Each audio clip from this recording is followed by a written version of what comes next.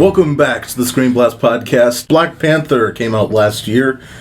We're just going to do a quick thought review, put it in the ranking of Phase 4, and then talk about our upcoming expectations for the next 3 movies, the 2023 MCU.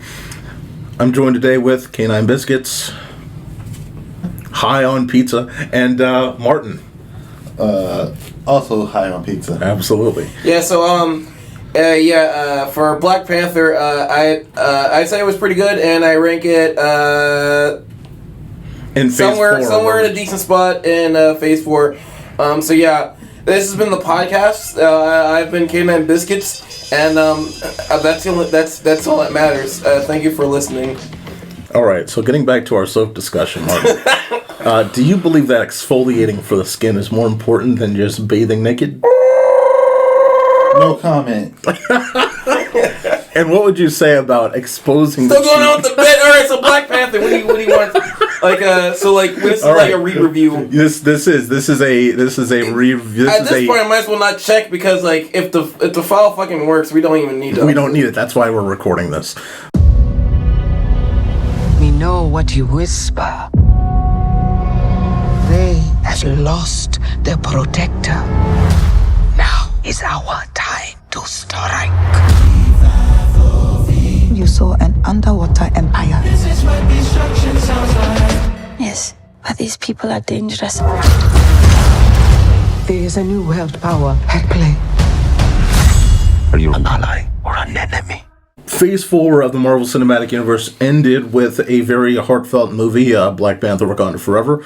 We're just going to do a quick review of it before we go into Phase 5 with Ant-Man Quantumania. So we're not going to talk about what we usually do, which is we usually talk about going into the movie and things like that. It's been so long that now I think we should just discuss sort of what our thoughts were about the movie. And I had written down sort of one of the topics that we should talk about, which is now that we've sat on it for so long, what's one thing you would change about this movie? But we'll start with just the review in general. What did you think of this movie, Canine Biscuits? I thought it was like a really good movie. It's very dour. Definitely very dour. It is. But it's a great tribute to Chadwick Boseman. Chadwick Boseman. I almost forgot the name. I can tell it's been a while. It has. But yeah, no, it was that was one of the key things. What did you think of it, Martin? Again, the same thing. It was a great tribute. I do give it props for not spending so much time on the tribute part of the movie. I'm glad that they showed respect to Chadwick Boseman, but there's been a lot of times when people just keep on going, and it just keep harking it back to the character somehow in some form. Absolutely. Instead of moving on with its own plot and pacing. Agreed. It would just keep settling back into that. This person's legacy, this person's legacy, this person's legacy. So to catch you back up again, the movie starts out with an emotional scene where the sister can't save T'Challa. I remember the film. Okay, you remember the film. You seem to be very. I don't disremember it. I feel like the pizza is kind of stopping you from doing. No, it's not. I'm just I'm having It's not. I guess I don't know. Maybe a part of me doesn't feel like talk. Okay, how about because the thing is we always have that after movie hype. Where we're fresh from seeing it. Yes. And also, this is the second time we're doing this, so we kind of already did it. So I'm trying to think of should I think of new thoughts or should I repeat my old thoughts? Here's an angle. All right, this is what I was thinking about. Okay. After seeing Avatar 2, Way of the Water, it really exposed Black Panther for me because as a movie, I had significant issues with it. After immediately seeing it, honestly, guys, I had significant issues immediately seeing it. I thought that the story was sort of all over the place. They took the story in directions that were wasteful. I didn't think this movie needed a villain necessarily. This could have just been focused on the Wakandan group, and I don't think Ironheart should have been involved at all.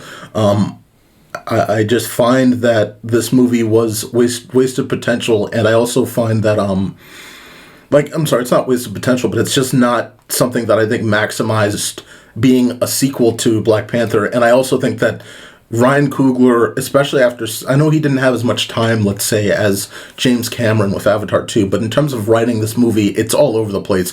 You've got the clear ideas of two different movies that he had to converge together, and it just doesn't work well. None of us wanted to rewatch this movie, at least I don't think you wanted to either, but I didn't want to rewatch this movie. It's too somber in the beginning, and the pacing doesn't make sense. The going to America and having any scene with the agent didn't really make sense. There were things that were dropped off and left behind, like foreign nations having interest in vibranium with Wakanda, or just Wakanda being at the seat of the table at a worldwide level. That was just left without being mentioned after the fact. Then there's Shuri getting the Black Panther suit, which was more out of rage, and I understand that, but, everything about it felt wrong, and there was no weight to her costume. None of the fight scenes felt real with her in them, and I know that the last scene in Black Panther, the last combat in Black Panther, the first movie, didn't feel real either, but at least you understood that there was a strong person behind that suit. It didn't feel like there was anyone really in the suit when combating, especially in that final fight with Namor or whatever the fuck. For the fights in the first Black Panther, even in this movie, it's not that it doesn't feel real. It feels. It's weird to say, but yeah, it feels real to this world. It makes sense. The fights and the combat, it makes sense for this world in terms of like the at least for the main characters. Fair. Especially it's all a matter of perspective. I understand. Yeah. Should I go? Go ahead. Yeah. Go for it. Yeah. What this movie is, I like how they work in the real world, like death of Chadwick Boseman. They don't write it as if like he went on a mission and like he just died or something, or he's just like not there anymore. Right. They worked in his death into the story. Yeah, there was, not to cut you off, but there was a lot of theories about like, or after the movie came out, a lot of fans wanted you do a quick fight scene where he dies there, but I think this was much more noble. Where you sort of see him. My assumption was see like a CG Black Panther going off doing somewhere, and then you just see explosion in distance. Like T'Challa was in there in that explosion and he died. Yeah, absolutely. That's one of the key things about this. Do you have any thoughts about Black Panther? No, I said it earlier about that. I'm glad they didn't spend too much time on the tribute. I agree. Before we go, I want to touch on something that's connected to Chadwick, which is the end credits scene. Again, I said this when we first did the review, and I'll say it again now that hopefully this review doesn't get corrupted. I don't understand how T'Challa's son. I just don't believe that the character would have, number one, separated his own offspring from the Wakandan people, whether or not the movie claims that it's about being away from the throne or the power of the throne. He was already in a situation where someone was separated from the throne with Killmonger, and because things happened, he did not know until very later on that he was a part of it, while also simultaneously dealing with being outside of the realm and Wakanda not helping him or helping the people around him. Additionally, he wouldn't put his own son in the poorest country on the Western Hemisphere. Haiti is incredibly poor. There is no fucking way T'Challa would say, don't live in a place of wealth and success that you can grow and be strong in. No, live on the island that is an incredible suffering. Like, there's no fucking way he would do that. I just don't believe... I think the movie wanted to do something cute. They wanted to do something for the next generation, for their MCU projects, and what they did in the process in terms of writing. In fact, I think... I'm trying to find the best way to say it, but it just backstabs the T'Challa character to me. I honestly don't think it need to be a stinger reveal either. I don't need, no. If they want, they could have the character in there, but like they could have worked it into the main movie and have it be one of the stakes. Right. They're like, hey, she has a child back home, but like it feels kind of backhanded that it was a stinger. That was my other issue. And it's still not connecting to the greater Marvel universe. Right. Like again, this is what the problem with all these Phase 4 movies is, like, they're not cliffhanging into one another, and like it's because like you know a lot of us definitive like Marvel universe fans, you know, we like watching these Marvel movies as like episodes to the next one, connecting to the next one, and these movies keep being like self-contained, which is like it's good that they're self-contained, but like usually you save the preview to the next episode in the end credits or something, or side or or give me a reason to be excited for the next movie. I'm watching all of these movies for you guys, for the connections, and it's like you're not giving me that. So it's not there. It's the reward of like watching all these. That's what it always was, and it's like this movie, which is meant to be the last movie in the phase, so you expect to be the biggest one, doesn't feel that big in the scale of the universe. It's big in the scale of the movie itself, but it doesn't feel that big in the scale of the universe, and still does not lead off anywhere. No, for the rest of the universe, and I thought that was really disappointing still. And it's like, wow. So all of Phase 4 was a self-contained bummer filler. Yeah.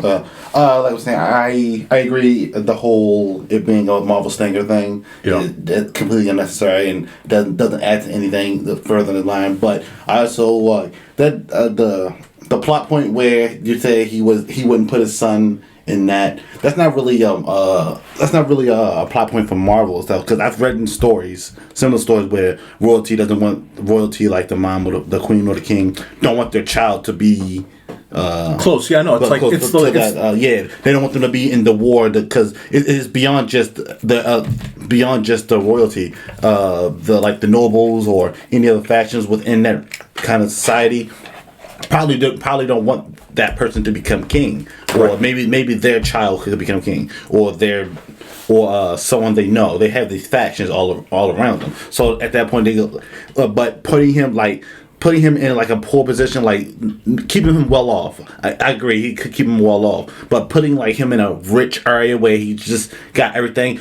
especially like say he's stuck in America and he just stuck him somewhere. He gave him a penthouse. He is rich. He's always people wondering like where this kid come from, where he got all this money from. They're gonna start looking into him, right? And if they're looking into him, that means Wakanda probably looking into him too, right? Like, so it'd be easy for them to put two and two together. Like, oh, is this T'Challa's child?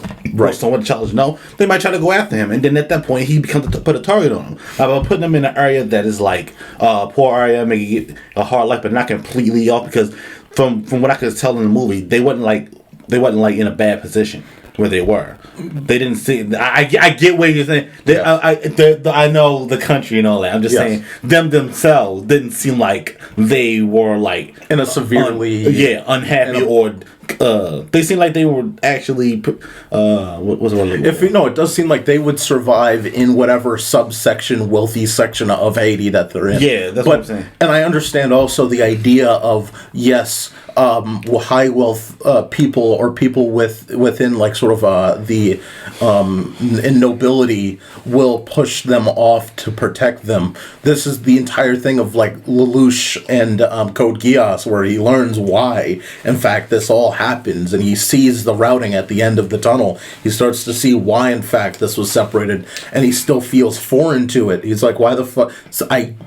He's trying to wrap his head around it toward the end, but for the future of Wakanda, T'Challa has just gone through seeing this play in real time. Whether or not it is safe, it is clearly and logically better to be connected like he was with his own father within the confines of Wakanda than to be off in another area, maybe getting messages here and there, like his like Killmonger, like the Killmonger situation. But I don't think it was similar to Killmonger. I think in the narrative of the thing we did, like off screen. Yes. I'm pretty sure they were in touch like constantly. It wasn't like here and there, like you say, like a message there. It could be. I mean, there's no saying that at times T'Challa Yes. didn't just leave Wakanda and go visit his son or anything like that,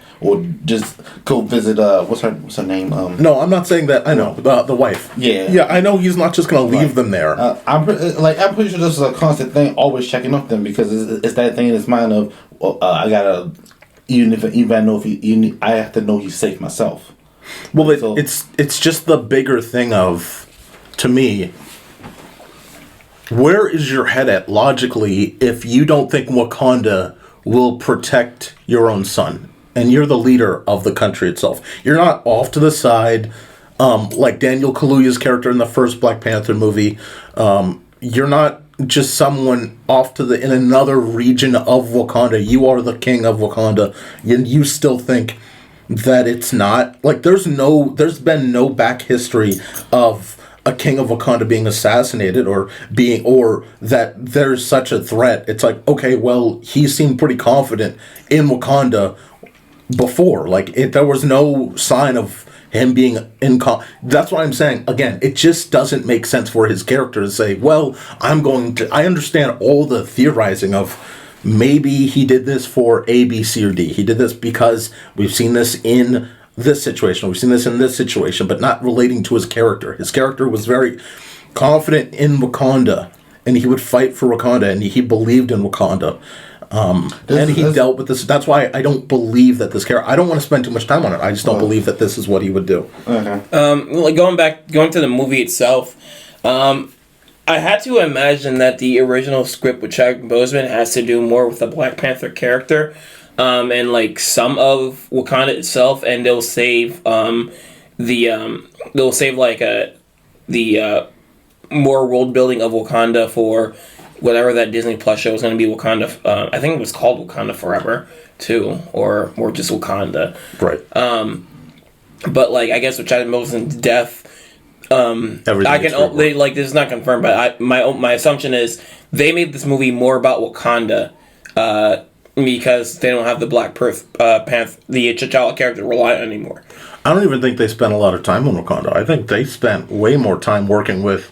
I think they increased the scenes with the undersea people. I think that's what was increased. It's still like even if you feel that way, we still spend like more time with the subject of Wakanda. I'd say that we spend more time with the Queen than Wakanda itself. We still spend more time with the subject of Wakanda than in the first Black Panther. Sure, but it doesn't define. It just didn't define Wakanda more so than the first movie. Like we get a scene in Wakanda where it's like a water fight, which we have. Again, I have severe issues with. Like I said the first time. I don't understand how preventative measures weren't made, how the Queen dies. That whole thing also doesn't make sense from a writing I'm not really perspective. talking about the setting. I'm more talking about the people and its politics. Oh, okay. Gotcha. So, I mean, I'm not talking about the setting of Wakanda. I'm talking about, like, the people and the politics. Like, it's more about, like, because that's Wakanda. Right. You know.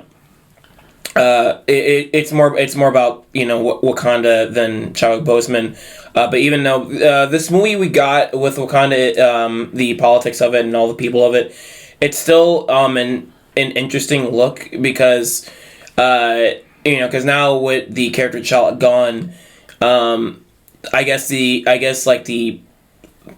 stuff he had like different what's the word I'm looking for.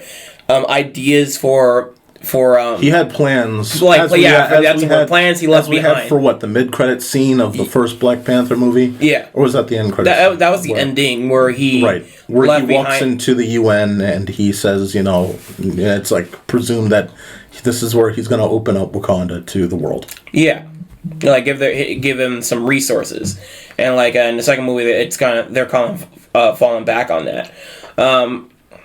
That was interesting, but like what was a weird addition to the story is the biggest topic of what we wanted to get back to is the addition of the Ironheart character.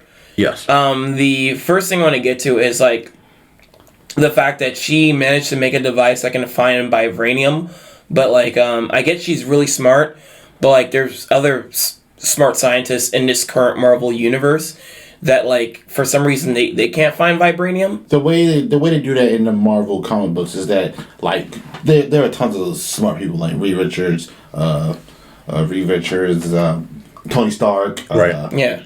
Bruce Banner. Yeah, right. but they do is they say that they're only smart in a specific field. So the only problem is we haven't got like, refinement. Yeah, Yeah, the well, Marvel Cinematic Universe.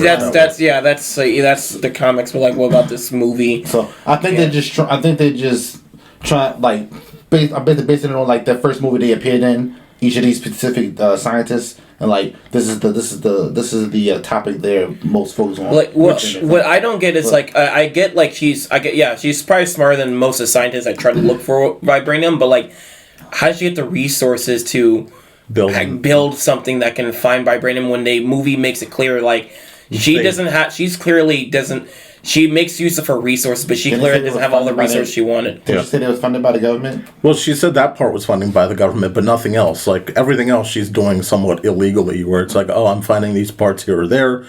You know, like, that's everything we get from this basis. And it's like, well, it still leaves us to, like, wonder, well, how did you create a full Iron Man suit that's apparently even better than the Iron Man suit, except for the frozen thing? I don't know. How did Iron Man create a suit in a cave? Like, well, they gave him the parts to make a missile. Yeah, but it was still but it's components that. But it was components that made sense. Like you had rocket shielding. So, you could surround. Well, it made sense in the first Iron Man movie. Like no, it's literally like, well, we could just at that point we could just leave it at just Marvel nonsense at that point. It makes sense in the first Marvel. I wouldn't call that Marvel nonsense. It doesn't make sense with all the parts he was getting. Like he's no. I'm not talking about Tony Stark. I'm talking about Ironheart. Like being able to just it's movie nonsense. No, that's my issue is that we're so far gone from the point where they wouldn't go into the ease of Marvel nonsense to introduce a character. My issue with her is, number one, I don't think she should have been in this movie, but number two, a lot of her development is just Marvel nonsense. And that's how she plays in this movie. It's just, how'd you do this? I did it. Again, one thing I will say that's good about this movie, it works really well with the cast. It basically does everything with everyone, and then minuses T'Challa, does everything with the cast that was already in the first movie, and I think it executes that well. But the story is where it falls. I know I lost my train of thought originally, but like Ironheart just doesn't fit in this movie at all. And the issue is, it's like they were trying to do comedy that didn't fit at all. Usually whenever they'd have her come in and scenes, especially in Wakanda, it just didn't fit at all. It just clashed with the tone. And like I loved everything else about this movie. I liked Shuri. I think Shuri is fine. I know she's dealing with the death of her brother. She feels responsibility. She feels enraged. It's like, I like how they deal with her emotions throughout that. We get Killmonger. Mm-hmm. She gets the Black Panther power. I like her journey in this. I like Michonne, the character from The Walking Dead. I can't think of the actress's name. But I like, she's like the chief of the military. Or the Okoye, whatever the... Dora Milaje, yeah. Chief of the Dora Milaje. I like what they do with her, where it's like you put country over valuing the people around you. It's like, she did in the first movie. Like, you referenced that. That's great. I think they're just, again, Ironheart, you get rid of her, I think you have a lot more time to expand and make sense of this world. If they write her out of the movie, it probably would be a little bit better. The thing is, they and her appearance in the movie, the way they've written it in, it does make sense because like the conflict is all around her because because she made the vibranium radar that because of that they are looking for vibranium under the sea, and Namor was like, well, the fuck are these humans doing in the sea? They're looking for vibranium. All right, let me take this to Wakanda. Hey, they're looking for your shit in our place. Get them out. And because a scientist made this bullshit. Find that scientist and have us kill him. Mm-hmm. And they're looking for the scientists. All right, like, okay, they made it. It's not a great story point, but they made her a key member. They made her appearance make sense in this. The only thing is her character adds nothing. I will say, not just before. I know Martin, you had something, but I just don't. Even through your retelling, it still takes leaps and bounds because Namor literally, like, it doesn't make sense. It's like, you could, like, it's already made. They can replicate the machine. They don't need her. So you going after her doesn't make sense. And for someone being for someone being hundreds of years old, it doesn't make sense. Like, you would know this, that the key is the technology, not the person. And that's why it's like, it's such a reach with this movie. It's like, she's not a threat. And so you shouldn't have needed to even go to Boston, because they're making 17 more of these machines. And again, I'm more confused. There are so many things they could have done with this, where it's like, she could have been working at Stark Tech or working at Stark Industries, and then got the start, and then got the Iron Suit. Like, it's not that difficult, but they just don't reference things. They just kind of pull. I forgot if they said specifically if she's a threat, because I just took it as far as my memory goes. No, he wants to kill her. He wants to kill her. Because Namor is spiteful, and I've assumed that he wanted to kill her out of honor. Like, no, so stupid. This plan made no sense. This plan made no sense. Why attack Wakanda in the first place? We'll go to them saying, "Hey, help us kill her. We're gonna attack you." Right? It didn't make sense. Like you said, they already had the machine, and you think the American government didn't watch her to find out how to make the machine? They're making 17 other ones already. Exactly. So, like you say, there was no point in her. There's no point in them chasing her. There's no point in her kidnapping her. There's no point of them fighting over her in the first place. There was no point for Namor to sneak in there and do anything he did in Wakanda at all. No. I'm glad he did. It made for a compelling movie, but at the same time, I didn't think that was compelling. It was a fun action scene that made no sense. It was fun to watch. It's like you did slow-mo water effects. Your grenades are water explosions. Water balloons. They are water balloons. I don't know how to... What the... like, I just don't... like, this is also what I don't understand, is like, the threat always was with this group. It's like, you don't want to mess with us. We're tougher than Wakanda. It's like, number one, I didn't believe the Queen when the Queen was talking to all the world powers, and they were like, and she was like, Wakanda is more powerful than all of you. It's like, no, Wakanda is definitely not more powerful than all of humanity. We strike a couple nukes over there, your fucking shield's not gonna last, and I promise you that. And then the fucking Namor group, it's like, dude, you guys are not stronger than Wakanda. It's just that the battle strategy was terrible. This is my biggest issue with this movie as well, is the battle strategy. Why would you bring a ship? Why would you go out to the middle of the ocean? How, number one, did you get a ship to go there? You are in the middle of Africa. How did you get from the middle of Africa to the middle of the Atlantic Ocean, go on a ship, and then with that ship have no strong defenses against the, like, Atlantis people or whatever the fuck they are? Like, this... it didn't make sense. And then the actual fighting made no sense. Like, there was no strategy. And, like, by the way, the other thing was Namor comes in, destroys the central part of the city. The minute that the Queen gets threatened when they're sitting on the riverbank, like at night, you shut the water connection so he can't travel through the fucking water. If he only has to travel through water, then just shut the dam and turn off the fucking water. It is not that hard.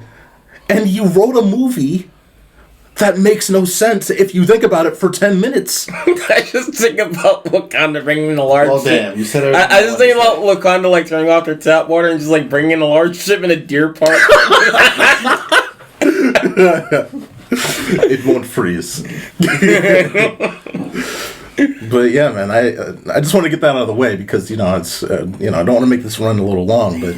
yeah. Well, like, again, going back to the movie itself, I thought Namor was like he's threatening. I like he's a fun threat. It's hard to talk about the seeing Atlantis. It's hard to talk about after seeing Avatar 2. Right. When my memory was like when Avatar 2 crystal clear. Before it came out. Yeah. Before Avatar 2 existed for us. Yeah. In our brains. But like it's a pretty decent scene, and like and some of the action scenes were like fun. It's mainly the ones with Namor because, Namor alone is like such a powerful threat. Yes, and he's just like taking down everybody. But it's like this movie definitely has its fun moments. It's not as revisible as like some of the other Marvel films, but like it's like it was a decent time. I would never rewatch this. It's too somber in the beginning, and it's just not anything I would go after. Too somber, and it's like not even the action scenes don't hold enough to rewatch. Yeah, before going any further, you mentioned Avatar: Way of the Water. What I will say is, now that if you remember, like, the difference between this movie and Way of the Water is like this is like Baltimore Harbor water. It's always like foggy in the distance and you can't see far. Way of the Water, it's beautiful. You can see forever. It looks gorgeous. Everything's detailed. It's just perfect. Even though it's not fair because this movie came afterwards, but but it like by a month's difference. Like yes, you know, and it also makes undersea people look actually like potentially threatening. Like this movie, even the origins for them, it doesn't make much sense logically. Like this again, like the way this was written, just problems all around. But again, wouldn't rewatch. How much experience do you guys have with multiverse? We have experience of the multiverse. Most recently, there was an incident with Spider-Man. What man? Spider-Man. He has the powers of a spider. Hence the name. Gross. Does he look like a spider? No, more like a man. Climbs walls, shoots webs. Yeah, bingo. Out of his butt? No. Oh, maybe. I don't know. Phase 4 included 6 movies. We're only going to talk about the movies. Last time we talked about the TV, but we're not going to do that.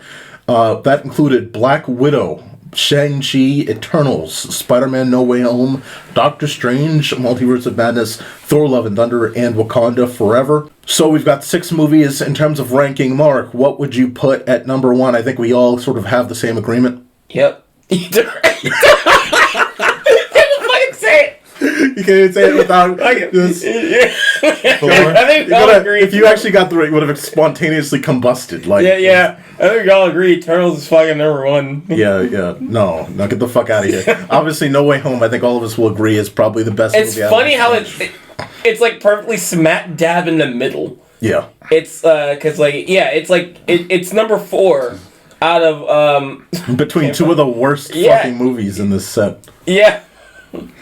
Actually, no, it's not between 2 of the worst movies in the set. Because the worst movies in the set easily is Eternals and Black Widow. All right, so all right, let's say if you were wait, so Martin, what is your because here's the display as well if you can't see it. I can see it. You can see it. What is your worst to best? So going from what's the Thor is absolutely the worst. Okay, moving on. Eternals is next. Okay. Followed by Black Widow. Right. I will Doctor Strange next. Right. Then Shang-Chi. Okay. And then Spider-Man.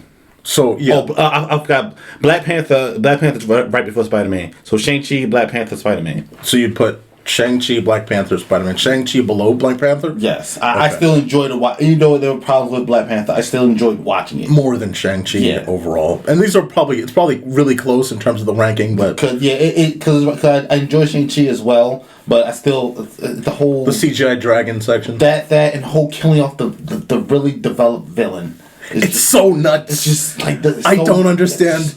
I totally forgot about that, but how you get rid of the villain in Shang-Chi? Like, dude, that could have been a villain for years. I can go with my list. So go for it. I'm gonna start from top to worst. Okay. So, Spider-Man. So you're going number 1 down. Yes. Okay. Spider-Man No More Home easily. It's a great movie. It's a great way to wrap up like the first set of like the trilogy of the Tom Holland Spider-Man. Absolutely. Besides being the great story, it's the best crossover we've gotten in this phase period. Which, the best thing about looking forward to these Marvel movies is a crossover element, and this is the only one that kind of gave it to us. Nothing else really did. Yeah. And it's really good fan service, and it actually gave arcs to the other Spider-Man, which I thought we all knew the other Spider-Man were going to show up in this, but we just thought they were going to be cameos. Yeah. When I heard the other Spider-Mans are just going to be in this, it's oh yeah, by the end they're just going to hey, Tom Holland need a hand, and then they just start morbing all the enemies and shit. That's it. And but no, they gave them actual arcs. They actually we get more insight and an arc to Andrew Garfield's Spider-Man. He's more likable in this movie. The acting and direction Than 2 by a mile, and he tried to save 2 as much as possible. Yeah, and like I would like with the I could go for another one with this acting direction like this he had in this movie, and it's great. I can go on forever about No Way Home, but yeah, this movie was fantastic. In second place, I'd put Wakanda Forever. Okay. That was pretty good. I enjoyed the scene. It was like in terms of like these are all self-contained stories. This is like the biggest scope out of the Phase 4. Yeah. So yeah, that was a good time. And like number 3, I put Doctor Strange: Multiverse of Madness. I was disappointed when I first saw the movie because I was expecting like a Universal road trip movie. I said the example before when we were on our other podcast. So I was expecting Doctor Strange: Kingdom Hearts, where he was like I said, like he was going really traveling, just going through a road trip of like all these different Marvel universes. Because even like the trailer and the beginning of the movie just flat out lies to you, where they're just like traveling through all these universes. They spend more time traveling through universes in that little 90-second blip than they do in the 3. It's a big lie because you're thinking like, are we going to come back to these? And like, no, we only get like 2 more. We get a weird dystopian New York that took 5 minutes to to dress set. Yeah, But like in the second view, I knew what to expect. Like I can appreciate that. The movie is a fun time, and it's like it does make fun use of the horror movie tropes, even though it doesn't.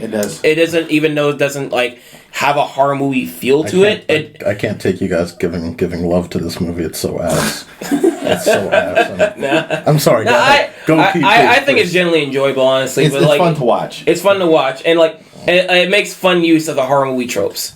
Now, you definitely soured on it since the last podcast. I've never liked the Multiverse of Madness. You know this. I've had issues with it. I thought you were okay. I thought you thought it was okay. No, remember the power scaling, all of it. I've had severe issues with this movie the entire time. Oh, yeah. In fact, Love and Thunder is right there with it in terms of being as shit as it. The character. No. Thor is way worse. Oh, see, way worse. Okay, all right. But Mark, please continue your. Okay, so my number 4 is number 4. I know this is going to be disagreeable. Canine Biscuits number 4. Number 4 on caninebiscuits.com exclusive. Actually, no. Okay, I'm going to switch them. Okay, Shang-Chi is my number 4. Sure. Yeah, Shang-Chi is my number 4. Shang-Chi was the mainly lower than Doctor Strange. Wait a minute, I just realized you're putting this lower than Doctor Strange. Yes. You're disgusting, but please continue. Fuck you. Yeah. Yeah. Because the opening to Shang-Chi is very strong. The beginning, like everything before we get to Asian Wakanda, is very strong. Agreed. The movie just falls apart when we get to Asian Wakanda. It really does. I don't know what that place is called, but I'm just gonna keep calling it Asian Wakanda because that's what it feels like it's trying to be. We should start calling it Asian movie breakdown because that's what the fuck happens. CG land. CG movie breakdown because that's what happens. I think Asian Wakanda is a funnier name. It is much funnier. Yes, but like I love the action and I love the character, the dynamic between Shang-Chi and the friend. The plutonic friend, remember. Awkwafina. Yeah, Awkwafina. I forgot the name. I forgot the name of that character, though. Isn't she Raya the Last Dragon? Yeah, isn't she the last she's dragon? Raya. That's what's her name. She's the last dragon, yeah. She's also Miss Spider. Yeah. Miss I forgot the animal name. Miss Arachne or something. The spider in the bad guys. The spider that twerks in the bad guys, yeah. She doesn't twerk. It does. She shakes her whatever. Oh, yeah, when she's wagging her tail. Yeah. Why are you horny for spiders? I watch too much Spider-Man. For an actual anthropomorphic spider, not like an anime girl spider or something. Hey, man, I was watching Spider-Verse a little too much. What's he saying? He wants to have sex with Tom Holland, folks. Yeah. Anyway, but yeah, it's I love Uncharted. Okay, so like, All right, so like, it's gonna be disagreeable. But like, my number 5 is Number 5. Number 5. We have an inside joke for number 5. Number 5. Was that forever? Shut up. My number 5 is Thor. Yeah. I'll hear everyone's later, but like, yeah, shut up. I have nothing wrong with this list. I'm not saying shit. Oh yeah. Thor wasn't that great of a movie, but like, shut up! I'm speaking. Everything. Anyway, he keeps fucking doing. All right. But Number 5. The podcast is gonna be over, and we're just gonna be like going our separate ways. I'm gonna be going on a trip to like fucking halfway around the country, and I'm just gonna be talking to this foreign dude. Like, have you seen Thor? And like, Number. how does he hear me? Oh, that. You just get a call midway through your conversation. Yeah, hold on. Martin's calling me. Yes. I was going to text it.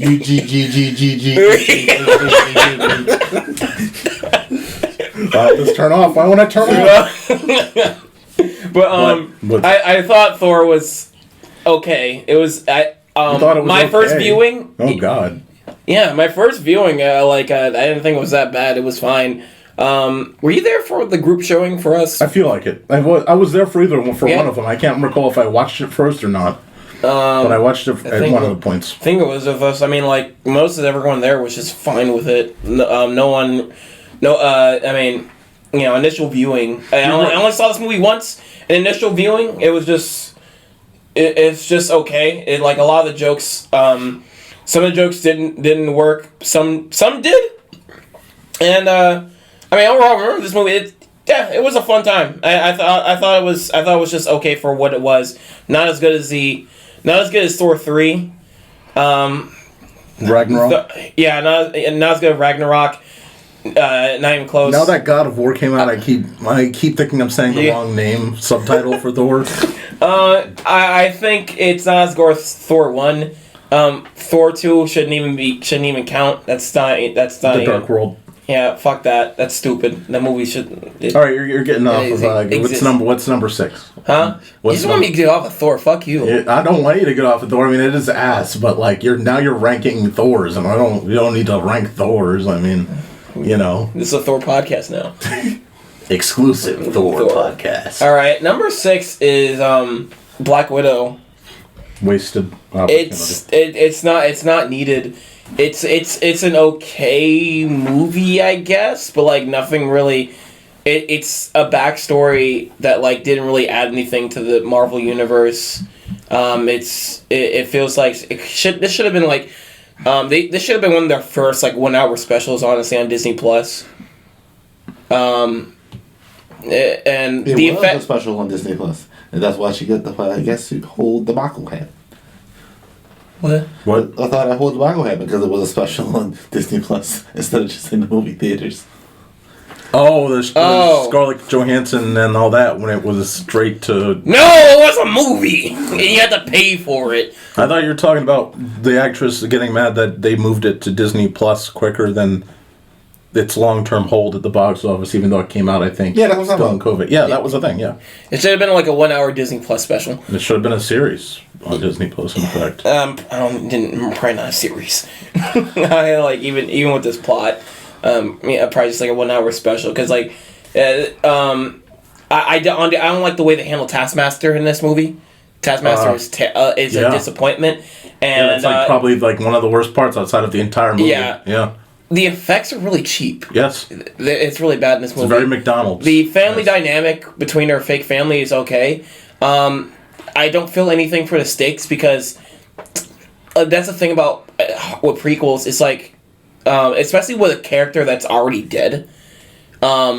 It's like that already dead in a different movie. It's hard to invest. It's hard to invest because like there's no stakes because like she's gonna be fine. Well, do I have a show for you? Andor makes you still Shut the care fuck up! about Cassian Andor, even though at the end of Rogue One he turns into Starlight. It doesn't matter. I don't want to watch Andor. It's still great. Andor is my number one worst thing of 2022 because I haven't watched it. Good. Are you done with your? No, fuck you. I haven't finished the fucking. You haven't even gotten to 7. Shut the. I don't even know if I ever want to get to 7. Ugh. But like, Black Widow. Black Widow didn't need to happen, and it was number 7. Yeah. Well, here, like I said in the Black. So like I said in the. Like I said, did we do a podcast for Black Widow? I can't remember. I don't think so. Okay. Because I hadn't seen it. I think I mentioned in the podcast before, but like what they should have done in the Black Widow movie is they should have killed Black Widow within that movie, and that and just like for confusion purposes. Yeah, for confusion purposes, because like your expectations like, okay, she dies later, and then she dies within that movie, and you're just like, what the fuck? Where's this going? Yeah, it'll be more interesting. Like, where's this on the timeline? Is this a multiverse or something? Like, what the fuck? Yeah. Oh, she was a Skrull the whole time. Or just something, yeah. Just she goes up into something. Yeah, no, yeah. I agree. All right. And then yeah, it was just wasn't that interesting. Absolutely. Number one worst movie fucking of Thor. He already went through Thor. Fuck you. Eternals is like one of the worst movies of fucking 2021 in general. That was fucking boring and just all over the place. It was like. It's like the closest thing we got to like a DC movie in the Marvel Universe. It's like the scale is very large, but like with the main characters, it's like the power scaling with them. It's like I don't feel the stakes because I don't know what their durability is. Like these are robots that like are I guess that are eternal, but have weird flaws. There's a main villain, I forgot the name of them, that are these creatures, and they're somewhat sympathetic, but, and it's just a lot of bullshit. Deviants. There we go, Deviants. I really hated this movie. This was just like a boring mess. A bore to watch. A bore to watch, and I still don't know like what they're, because this is a large scale event of a movie, but I can't figure out what's its place in the Marvel universe. Before everything else. Huh? Martin, we don't care if it's before everything else because nothing else happened up to that point. No, and nothing still is affected by it. Yeah, nothing is still nothing is affected. Like you think, like with this whole thing, it would like jumpstart a different arc in the Marvel universe, but it hasn't. The only point where this was referenced was She-Hulk, the fucking comedy show, and that's it. Dude, I don't know. I just find I'll talk about it. I'll talk about it once. Are you done now with your? Yeah. By the way, this we do know like a bunch of Disney Plus shit is in Phase 4 as well, but we're just focusing on the movies for right now, folks. All right, go ahead. All right, so my list is more on a pyramid because I have things that are equal to themselves. So, like for instance, at the top of the pyramid, where I would say is God tier, Spider-Man: No Way Home. Obviously, like you said, the key here. Andrew Garfield. In fact, this movie made us so impressed with the idea of these 3 Spider-Men again that people were clamoring for more Andrew Garfield. Sony said, hey, you want to be a part of our Venomverse? Andrew said, fuck no, and they ruined the opportunity to get Andrew Garfield back. So, good job, Sony, you fucked it up. But Spider-Man No Way Home, fucking awesome, amazingly rewatchable, we'll always have it. Whenever I get the Blu-ray, it'll be there. I fucking You want to be a part of our Morpverse? Our Morpverse, fucking fantastic. That's at the top. Then below it is just okay. And that's Wakanda Forever and Shang-Chi. Like, they are okay. We talked about Wakanda Forever. Shang-Chi, like, what's weird is, like, with, the weird thing with, like, Shang-Chi is, again, it's like everything is so good, except they kill such a good villain. They solve, by the way, the Mandarin issue from Iron Man 3. They solve that. That is great. They have solid fight scenes. But we get to the end, they kill the villain, they have the Asian Wakanda scene, and it's just kind of garbage. In the tier below this is just absolutely god-awful waste of fucking trash time. And that is Multiverse of Madness, Love and Thunder, and Black Widow. They can all sit in the same little corridor by themselves. Multiverse of Madness should have been called the Scarlet Witch, because that's what it is. It's not Doctor Strange. In fact, he's severely wasted. The power scaling in that movie is fucking atrocious. The combat scenes at Kamertage are nuts. I don't know what the fuck is going on, but if you are strong as you claim to be, what the fuck is going on? This is everyone, and that fight scene made no sense. You only had 2 or 3, you had 3 in total, our original world, the alternate New York, which was really fucking boring, and then you had, like, super dystopian world destroying Strange. It's, like, fucking lame, right? And then you had just, like... Oh, sorry to cut you off. Yeah, like, what's up? Doctor Strange is the only movie that makes use of the Disney Plus content.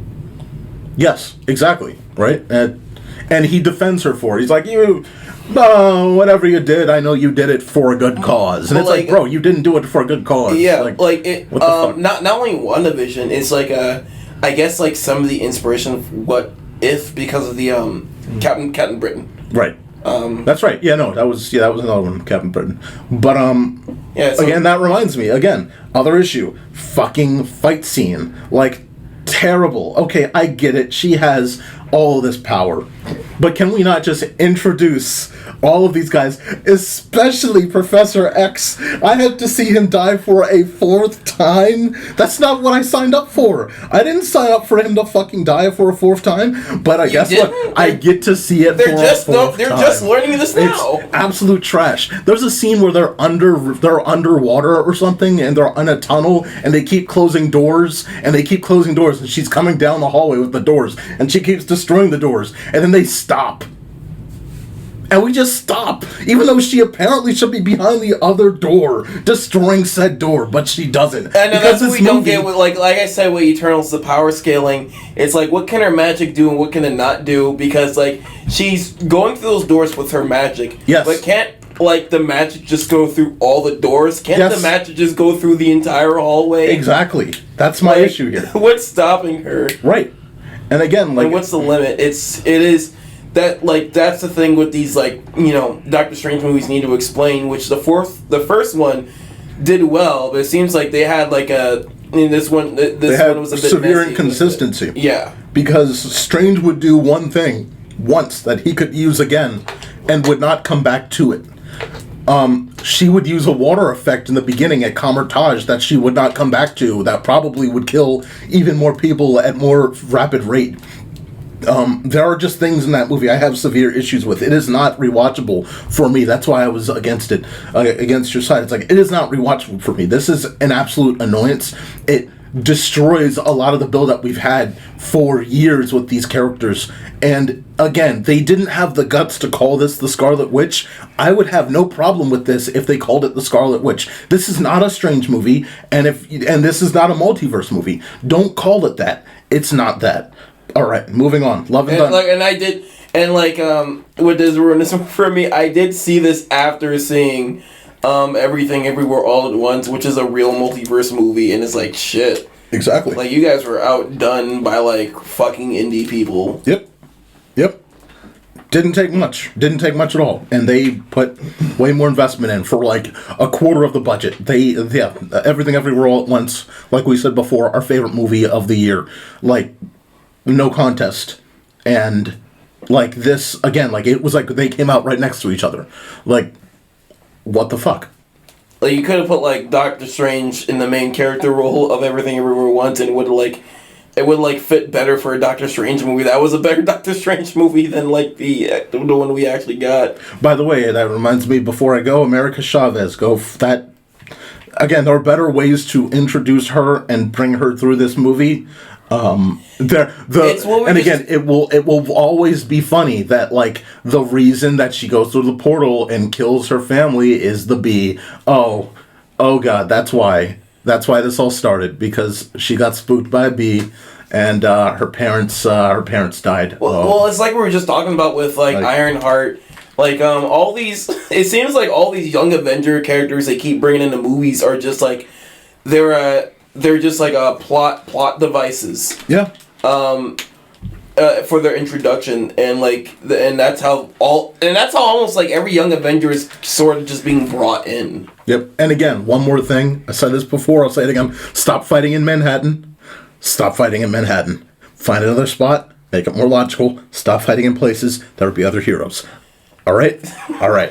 I have made my point. Well, I will not go back. I made my point before. I guess that's the Marvel universe in general, because even in movie. the I know in a cornfield. I don't care. In a cornfield. I know that. Even in the there was a funny joke about that in the comics where like Deadpool was I think he was like looking at the Avengers like fighting a fucking T-Rex, and he was just like why is anybody doing crime in New York? Yeah. Just stop, or just have an event there, but not that. All right, Love and Thunder. I'm not going to spend too much time on, but again, like just they did not understand the assignment at all. You had an opportunity to continue Thor's character, but you turn him into a comedic goofball. You make Star-Lord feel like Clint Eastwood in seriousness against him. I do not understand how the fuck you did that, but somehow you made him feel way more serious.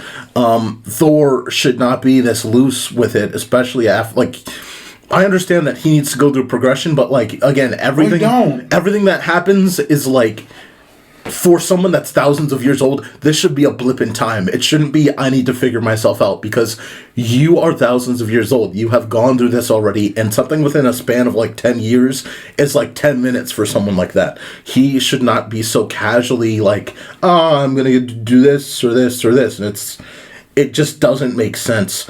There's just so many things with Love and Thunder that, it's like the kids being captured didn't make any sense.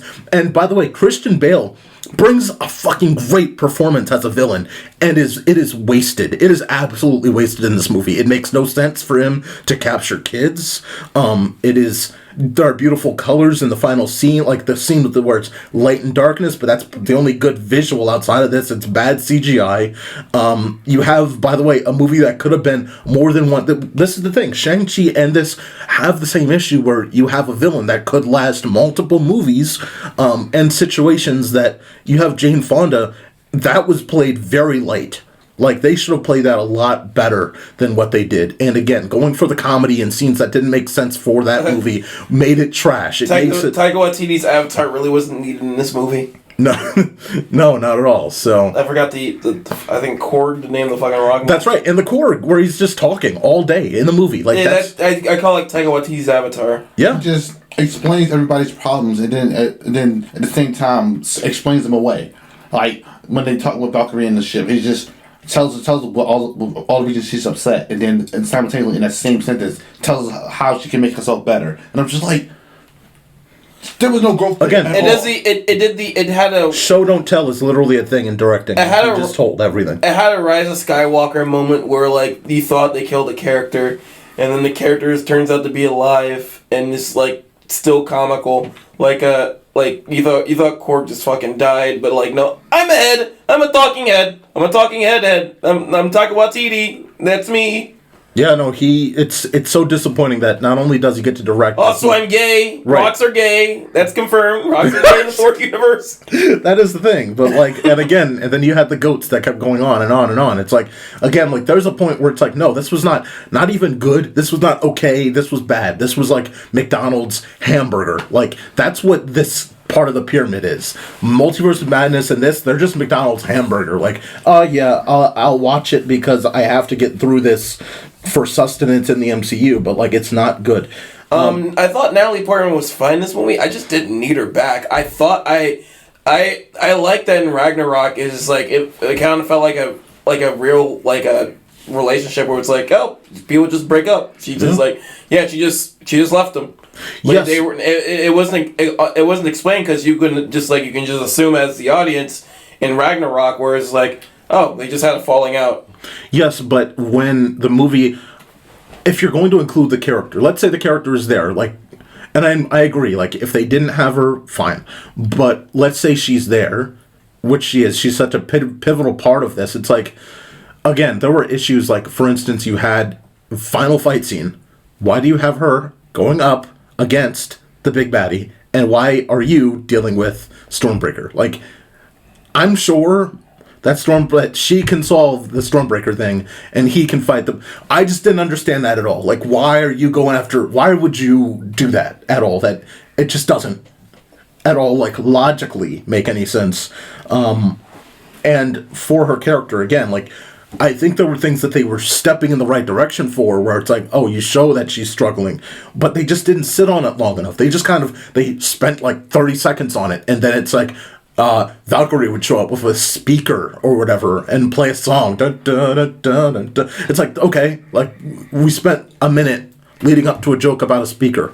Like, okay, like, a grenade speaker? Like, okay, like, was that funny? I don't know, but it was a reference. And that's the movie. Like, it's just on and on and on and on, and a waste of these actors. You know, Chris Hemsworth can play a serious fucking role. He's played serious roles. He's played Thor serious. And I know that Thor being serious isn't great, but when he's serious and he tosses a couple one-liners in, that's where Thor's great. But not this. This is like, he's a fucking joke. I think I said it. He's a big fucking joke. I think I explained it earlier when Mark was talking. Yeah.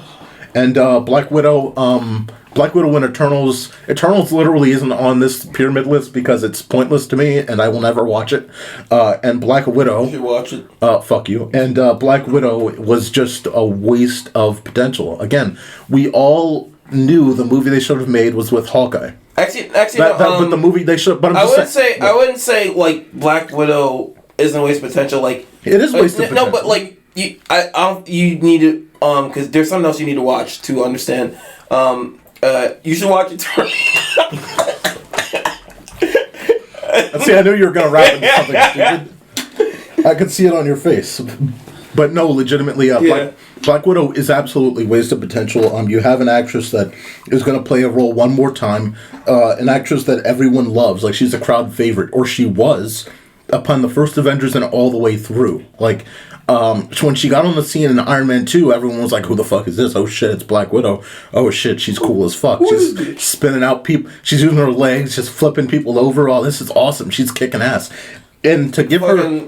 choking people like with her legs to her crotch. Yes, but to give her this movie was an absolute waste. I didn't need a backstory. You literally could have just done the Hawkeye, like whatever... Shanghai, whatever the fuck they kept referencing in Avengers, you do that movie. That's all this had to be. Like, their camaraderie has been great through the MCU, and you give us that. That's really what a lot of people were looking for. Or you do something like a Bourne movie where you just spend a certain amount of time in a certain section of her life, but you don't sit and go through the whole fucking story. Like, I don't need all that. Like, you know. But either way, waste potential. That is Phase 4. All right, so let's talk Phase 5 here. We're just going to spend a few minutes talking about the 2023 movies, our expectations here. We already have a lot about Ant-Man, Quantumania, and the Wasp, Quantumania. We have Guardians coming out May of 2023, and then we have the Marvels. What is your expectation level in terms of ranking for these movies, Martin? Just in the 2023 set. Blade's probably going to be the highest. I literally just said in the 2023. Oh, sorry. We can talk. Actually, you know what? You're right. You're right. I'm sorry. You're right. It's all here. So let me redo. It's not much. No. All right. It's all right. Yeah. Then wait. All right. All right. We're going to talk about Phase 5 of the MCU. We've got 5 movies coming out. 1, 2, 3, 4, 5, 6 actually coming out in the next 2 years. We've already got a lot about Ant-Man and the Wasp: Quantumania. Martin, if you were to rank these, what would you put at the top? And just run through all of them. What is your expectation or your hype level through Phase 5 after getting through the meat waste of Phase 4? And number 1, I put Eternals 2, and number 2, I put Thor 5. Looking forward to that. We already had Thor 5, dumbass. If we're gonna just go through, I would just quickly. I'm not really excited for the Thunderbolts. I see. The Marvels is a hit and miss for me. I'm back and forth. Captain America is going to be fun, so that I'll make that the 3rd. Let's go. What you said 4. Like if you're going from worst to best. Right? Yeah, I'm going from worst to best. So Captain America's 4. Yeah. Okay. Then it would be Ant-Man at 3. Guardians Galaxy 2. And Blade is number 1. 1. Okay. That's not bad. That's cool. All right. Mark, where would you put this ranking list? I'm going to go from like least to best. Okay. And there's only like 6 movies here. There's only 6 movies. From the 7 here. It's a short phase. I thought like the Avengers movie was gonna be in here. There's a lot of the series in this phase. Yeah. It's just strange, by the way, not to cut you off, but like, Phase 1 was 08 all the way to 12, and Phase 2 was 12 to 15. Like, that's still 3 years. Yeah. This is all happening in really 1.5 years. Like, that's very short. 3 movies this year, 3 movies next year. That's, yeah. Plus whatever Sony comes out with, because I know there's going to be a Spider-Man movie eventually between these two. But no, but it's not lined in to the MCU as of yet. The Tom, are you sure we're not getting the next Tom Holland movie? Like, we are, but it's not lined into the MCU. Really? Huh. As in, it's a Tom Holland Spider-Man, but it's not a Tom Holland MCU Spider-Man. Oh, fuck. It's going to be the first. Okay, that's going to be big then. Well, I hope so, because, I mean, as in, like, Sony's fucked up everything else. No, that's going to be big news. Yes. Like, because we're just going to, it's just, people are just going to be like, where's Marvel? Where's the Marvel Universe? Tom Holland's I thought he was Iron Man Jr. What happened? What? But, worst to best.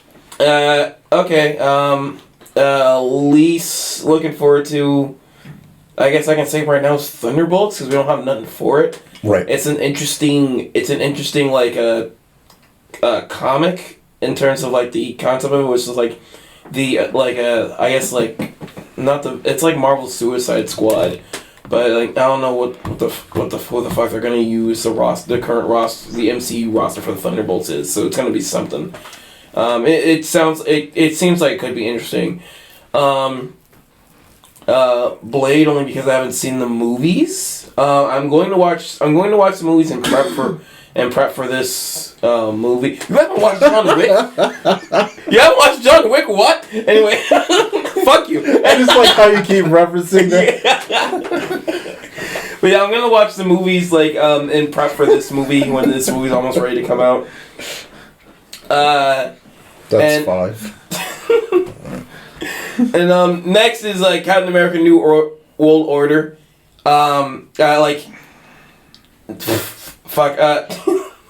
That's all you need to know, ladies and gentlemen.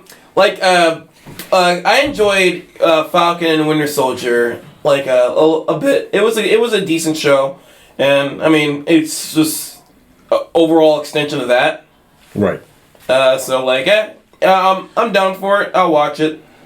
Not that hyped for it, but like it sounds like it could be a good time. I mean, yeah, they're not getting the Russos back for this, sadly. So I'm seeing what the Captain America movie without the Russo brothers is gonna be like now.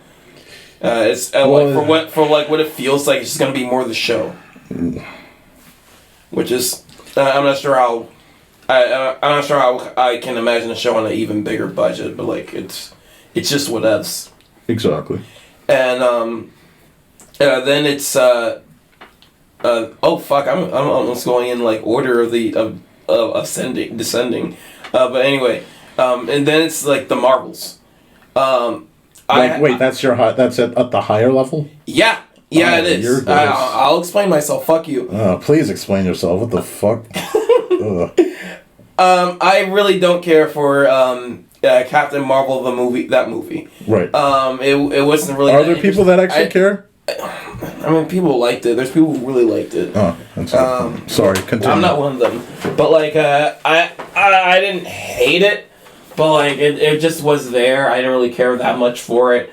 But here's the thing, Miss Marvel. Oh shit! But here. I don't want an echo on the. But here's the thing. Miss Marvel herself is an interesting character. Her show was okay. I think it's one of the weaker Disney Plus shows, but it wasn't bad. But like Miss Marvel herself as a character is entertaining, so I'm excited to see her character in this. I think there's room for more development on Brie Larson's Captain Marvel character. Absolutely. In this movie, so and in a different cosmic setting, in a non-prequel setting. I think there's more interest to have in this, especially if we can have a villain that's an actual threat for Captain Marvel, and it's like because the prequel didn't have that. It was just Captain Marvel more discovering her powers and herself. Exactly. Who is the villain for this movie? No, don't know yet. Probably Skrulls. I would. Yeah, that actually sounds about right. But they're no match for Miss Marvel. We don't know. We don't know what they're gonna do. We don't know what their plan is. It's gonna be something. Right. I hope it's something that she's a match. That's like a match for her. Agreed. I'm looking forward to. I want to like this character. So hopefully this movie gets that. And Nick Fury. I like me some Nick Fury, and I'm interested. And like because of the trailer to Secret Wars, we got so early for some fucking reason. Secret Wars show looks interesting, but now I'm interested in like what the fuck happened to Nick Fury. Yeah. Because the last time we truly see him in the universe, was in Spider-Man: Far From Home, and he was all right. It was a stinger. That's right. Yeah. Oh, you mean in an end credit scene? I thought you meant in an actual movie appearance, outside of the credits. Because even in Avengers, he was in the credits, not in the movie. Far From Home came after Endgame. No, I'm talking about Infinity. No, the last time he showed up was on the ship in Far From Home. Right, but was that in a credit scene or in the end of in the end credit? I mean, it's still the last time we've seen. That was the last scene of that movie, because the end credits of that was the Nick Fury and what's her name turning into Skrulls. Yeah, it was a scroll wheel. Thank you. My apologies. Yeah. So he was just chilling. He was on the Captain Marvel ship. Yeah, it is. He was like taking a fake vacation. That's right. And like a holographic vacation, and like he was fine. And then you see the Secret Wars trailer, and he looks like he's like fucking old, and he's been through some shit. Yes, he does. So the Marvels has that missing puzzle piece to that trailer, because now I'm interested, like, what happened? No, seriously. Like where it's like, so this is interesting, and like this is what I'm looking for in the Marvel universe, where this a movie that leads into something in the future. Agreed. And there's no way they cannot lead into Secret Wars, or else it would make no fucking sense at all. No. So I'm looking forward to that. So I am interested in the Marvels. Agreed. I feel you. Yeah. So, and Guardians of the Galaxy. You are interested in the Marvels. It sounds like it. Yeah. Yes. The Guardians 3. I enjoy the Guardians movie. I enjoy that Christmas special. I can go for some more Guardians, and fucking. Partridge in a Pear Tree. Huh? What? That was it. Yeah. Fuck you. I don't know what you said, but I thought I assume it was insulting.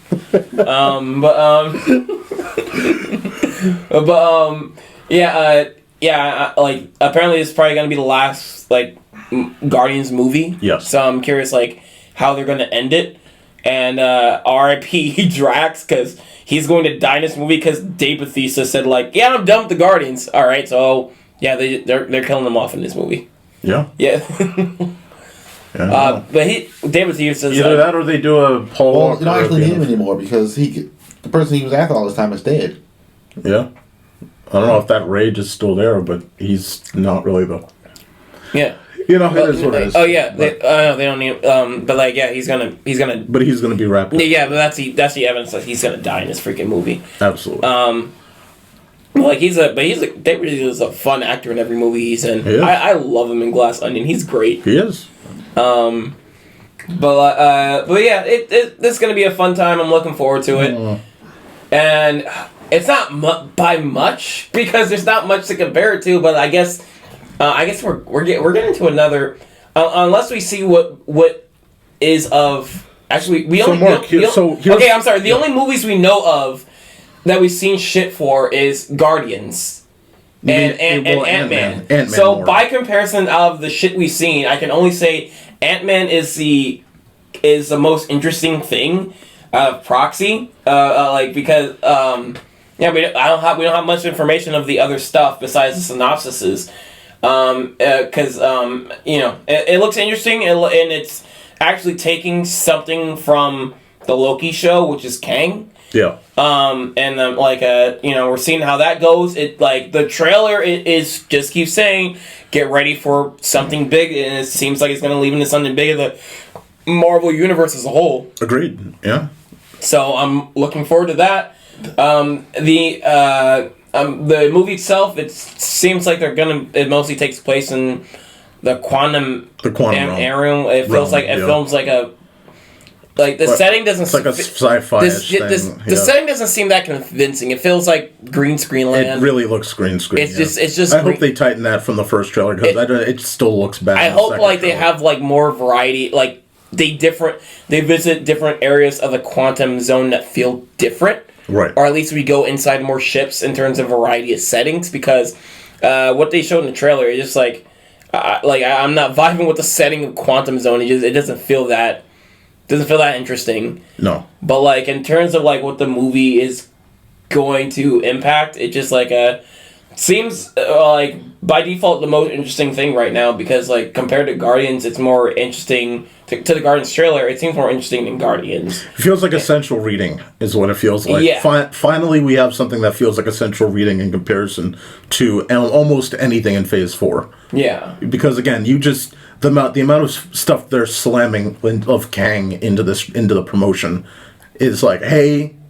This is even more than, like, I think the appearances we're going to get out of, like, Kang in this movie are more than we ever have seen from a big villain like Thanos leading up to, like, Avengers Infinity War. Like, he only had a few minutes of screen time in the entire lead-up, whereas this guy's going to have, like, large quantities of scene time. It seems like at least 10 minutes or... like 15 minutes of screen time with Ant-Man. Well, yeah, because he's Kang, and obviously, I'm just referring to comic books. They're gonna be fighting throughout the time they're fighting him. They're gonna be fighting multiple hms. Right. It's not gonna be just this one Kang.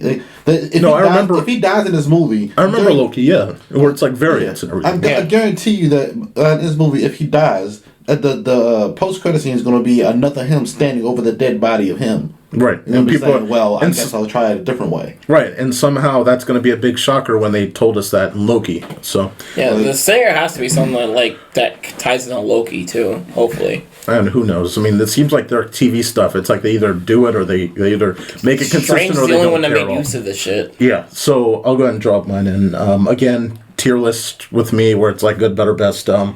Extremely hyped for Blade and Guardians. Mahershala Ali is going to play Blade. So, I have hope, but it depends on the director. And I don't recall if they're going to R-rate this or not, but I doubt it. It's an MCU film. But they're doing Deadpool as well, which isn't in this either, even though the claim is that this will be in 2024. Maybe this is not updated. Maybe this list. No, this was. No, Maybe this list is going. I mean, not. It is updated. Maybe this list is going to update later. Maybe, but I think Deadpool is Phase 5 in 2024 fall, and I think Avengers. This is where you said like you're looking for a big event movie in this phase. Avengers is right around the corner after Blade and all this. Like it's right there in 25. Like it's coming up quick. So they have a lot to build us up on for these two Avengers movies that are coming in 25 and 26. My heart is almost cracking for like if that fucking Spider-Man movie is not in the MCU. Yeah, no, it's not. So it's like it doesn't have to have any MCU shit. Just say it's in the universe. That's it. They'll just do the thing that they did with Venom, or it's just like everything. Fuck, what happened? I was in the universe for a second. That is what it is. But no, like good, better, best for great expectation. Guardians and Blade. Guardians because, like you mentioned, I saw the Christmas special. Just got me on board for some more Guardians. What's gonna happen is like we're gonna get like Venom 3. And then, like, in the end credits of Venom 3 is like, Venom's gonna, like, I'm gonna open up a portal. Whee! And then, like, Tom Holland's gonna fall, like, I'm in this universe now! And that's the end of it. And it's the Family Guy universe, of course. No, but, that's what I do miss about Family Guy. They used to do a lot more guest stars. Now they don't really care as much. That was when Family Guy was on top, when they would do guest stars. I haven't watched recent Family Guy. I've seen some clips of, like, of newer episodes. Like, it looks interesting. I need to get back in the show again. Absolutely. But, yeah, no, Guardians, though, I changed my number one. My number one. Thank you, Mark. My number one most. I haven't even got through. My number one most anticipated movie for MCU is Family Guy. There you go. That's what we're looking for. A+. My reason is because it seems today that all you see is violence in movies and sex on TV. But you can go ahead. Where are those good old-fashioned values? I tell you what. God. Anyway. I wish we used to rely. Lucky he's a Thor. Lucky he's a Thor Love and Thunder. You ruined it. Oh, my God. All right. Anyway. But, yeah, no, got me, solid Christmas special. They got me very hyped for the next Thor. I just want to see more of these characters. I'm definitely interested in this team. This is the last James Gunn movie we're going to see from the MCU. I mean, he's now head of DC, so I know they're not happy about any of him being behind the director's chair in the editing bay here at the Marvel Cinematic Universe. But either way, he's there. He's working with these characters. They all love their roles. I feel like they're going to put their heart into it toward the end of this. This is a wrap-up. However many of the characters die, they die. With Drax, I could even see them doing a Furious 7 thing where, like Paul Walker, they had him sort of drive away in the sunset. You just have him, connect with someone that he finds that's cool or whatever. But he just leaves, and he's not a part of the cast anymore. Just something where it's like a send-off, and maybe they do that for all of them, but who knows? We don't know, but that's why I'm excited about Guardians as well. I just want to get through this. For the okay, I'm going to have Ant-Man and Captain America. Ant-Man has never, ever been a movie franchise that I've been interested in. It came after, I think, Age of Ultron. Yep. Could give a fuck less. Comes after every big movie. Right. Came before or between. It was between Infinity War and Endgame, right? No. It was after. It was between Infinity War and Endgame. It came after Infinity War, and it led into Endgame because Scott Lang got stuck in a quantum zone, right? And he got brought up by a fucking mouse. By a mouse in Endgame. That's right. Just luck personified. But that's why it's funny to imagine every possible ending Doctor Strange saw in Infinity War was every universe where the mouse didn't fucking touch the computer. It's damn it! That's right. He's on the keyboard, but he's not touching the enter button. All right, next universe. That's why he's shaking his head every time you see him when he's doing the quick search of everything. Yeah, but no, yeah, man, but Ant-Man and the Wasp, it was and here we are with the third one, and it just seems like an interdimensional BS. I don't care.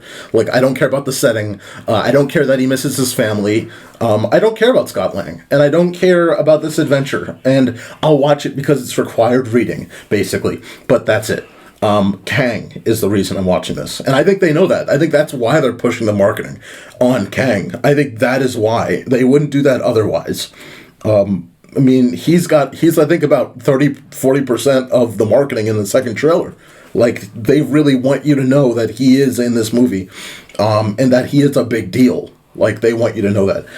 Captain America, I have an issue with this one. Like you said, the Russo brothers are not on this, and that gives me some fear because they seem to be, whoever's directing is trying to do their style, but doing it fucking terribly. A lot of shaky cam, a lot of weird editing cuts, bad combat. Now, maybe at a theatrical level, we do better than Falcon and the Winter Soldier, but I think we were all hoping for a solid show in Falcon and the Winter Soldier, something high quality, and we, it was fine. It's fine, it was but serviceable. It's nothing like the fucking movies. But it's not like Captain America and the Winter Soldier. And it's definitely the directors. I forgot who's in charge, who's director of the show, but he's definitely has some inspiration from what the Russo brothers did, but he's not as good as them. He's not as good. And the Russo brothers. It's sad that they're done with the Marvel universe, but they're responsible for the best movies in Marvel in general. I know they asked to do the next Avengers and they were turned down. My favorite movie in all of the MCU is Civil War. That movie, even though I don't feel like watching the entire movie every year, but every year I would just go back to that airport scene because it's the best of the Marvel crossover. I feel you on that. Yeah, I mean, I love everything about Infinity War. That too. It's just perfect. Infinity War Endgame is great. I understand Endgame is great, but there's something about how well he the Russo brothers stitched together all those characters in that movie. You know, like we see... It's a mess of characters. Yeah, it should be a fucking mess. When we saw it should be something like Eternals, but it's not. When we saw Doctor Strange meeting Tony Stark for the first time and then meeting Spider-Man for the first time, that was like, I still remember the theater experience. Yeah. Like, I was so excited about that. And I think everyone was excited about that. But that was such an event movie. Maybe we should do one of those around the time Avengers comes out. Again, we should sort of do a rewatch review. But it's not going to be as good, sadly. It won't. But if it's going to be a reminder, yeah.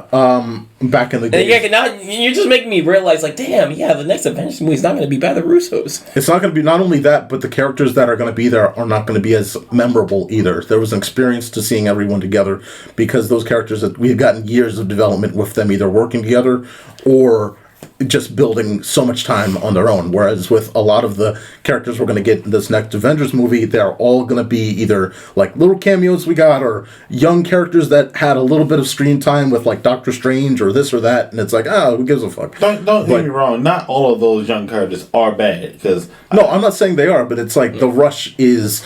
The lack of development in a lot of the young characters is a severe issue that the MCU, especially in Phase 4, did not solve.